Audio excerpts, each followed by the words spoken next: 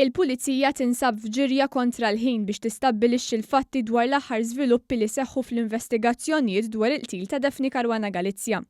Wara l-ħamis filgħaxija, in-negozjant Yorgen Fenech ngħata l-police bail kmien il-ġimgħa filgħodu reġa' kien fil-kustodja tal-Pulizija.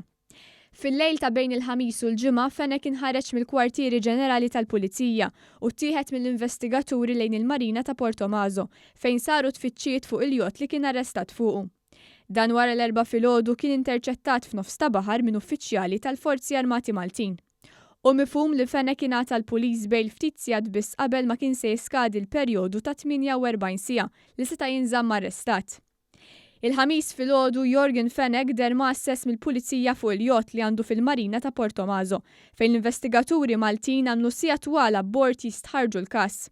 Oħrajn deru jwettqu l-istħarriġ tagħhom ukoll mill-art. Min Portomaso n-negozjant reġa' ttieħed taħt arrest lejn il-Kwartieri Ġenerali tal-Pulizija għal aktar stħarriġ.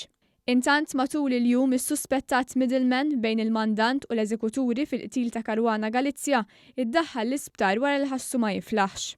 Huwa ħareġ mill-isptar għal ħabta tal-4 ta' wara nofsinhar u reġa' ttieħed id-depow tal-Pulizija fejn nifhmu li kompla jiġi interrogat mill-Pulizija bilan li tasal għall-imħuħ wara dan il-qtil.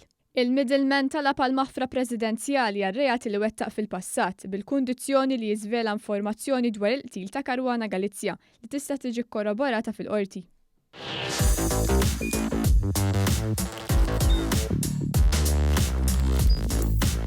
Idħol fuq one.com.mt u hemmhekk tista' tara l-programmi kollha li jxandru fuq One permezz ta' One Play.